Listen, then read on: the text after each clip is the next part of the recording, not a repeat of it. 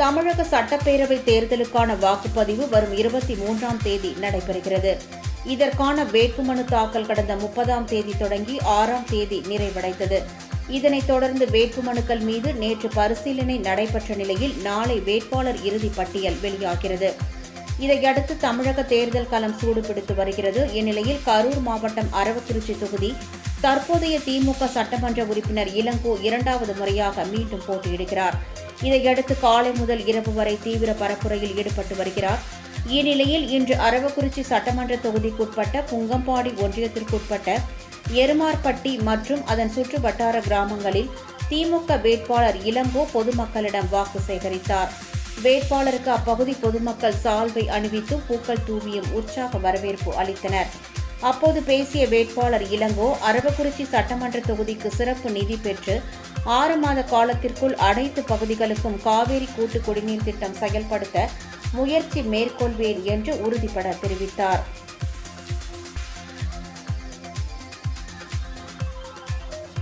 அது 2000 ரூபாய் பண்ணிக்கலாம். எலெக்ஷன் டைம்ல நீங்களாம் தினம் போடுவீங்க, பணம் போடாமல் போயிடும் அப்படின்னு சொல்லிட்டு அட்வான்ஸாக உங்களுக்கு 5000 ரூபாய் பணத்தை முதலமைச்சர் அனுப்பிச்சிட்டாங்க. இந்த மாதிரி திட்டத்தை எல்லாம் வழங்கக்கூடிய முதலமைச்சர் தான் நம்முடைய முதலமைச்சர். அதே போல இல்லத்தரசிகள் உங்க வீட்டுக்கு தேவையான பொருட்கள் என்ன வேணாலும் நீங்க போய் கடையில வாங்கிக்கலாம். அது உங்களுக்கு பிடிச்ச பொருளாகவும் வாங்கிக்கலாம். அதுக்கு 8000 ரூபாய்க்கு கூப்பன் கொடுத்துருக்கோம். இந்த மாதிரி நிறைய திட்டத்தை காலை உணவு திட்டம். காலை உணவு திட்டத்துல பாத்தீங்கன்னா இந்த குழந்தைகள் ஸ்கூலுக்கு போறதுக்கு நீங்க அவங்க சாப்பிட்றாங்களா இல்லையா தெரியாது, நீங்க வேலைக்கு போகிற அர்ஜென்ட்டாக போயிருவீங்க. அதுக்கு 8வது மட்டும் நீ காலை உணவு திட்டம் விரிவாக்கம் செஞ்சுட்டாங்க.